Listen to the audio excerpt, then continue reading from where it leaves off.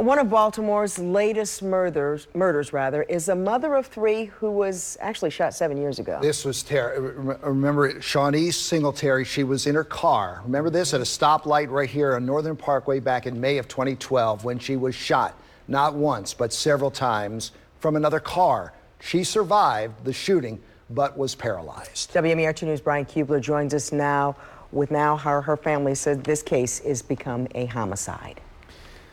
Shawnee Singletary was 36 years old when she was shot. She died last week at the age of 43. Her children grateful for those 7 years, but now victims again of the same crime. Violent crime isn't just a statistic. It doesn't always fit in a neat category. Shawnee Singletary was a victim of a shooting here at Northern Parkway and Moyer Avenue on the day before Mother's Day 2012.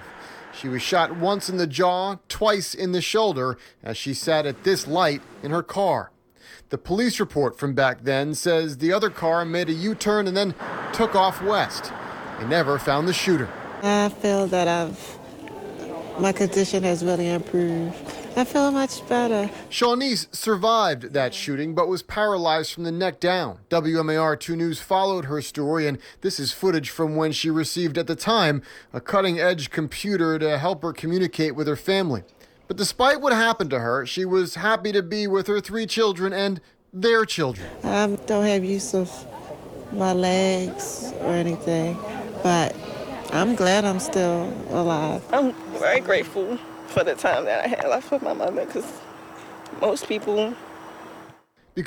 people don't survive a shooting like Shawnee's.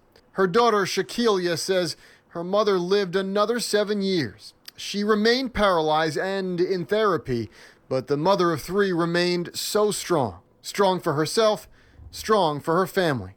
Her spirit never changed, and that was the best part about her, because even though I might have felt a little down at times looking at my mom the way she was, she never looked at it like that. She was just always happy. 43-year-old Shawnee Singletary succumbed from her original injuries last week.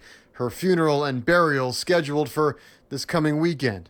Singletary's case now goes from a 7-year-old unsolved non-fatal shooting to a new homicide.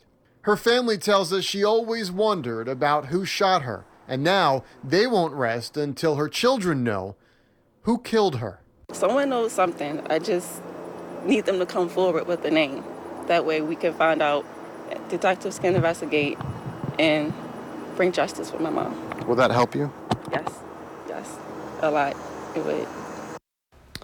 Again, this original shooting happened back in May of 2012. If you do know anything that can bring any closure to the last 7 years of this family's struggle, call Crime Stoppers at 1-866-7-LOCK-UP.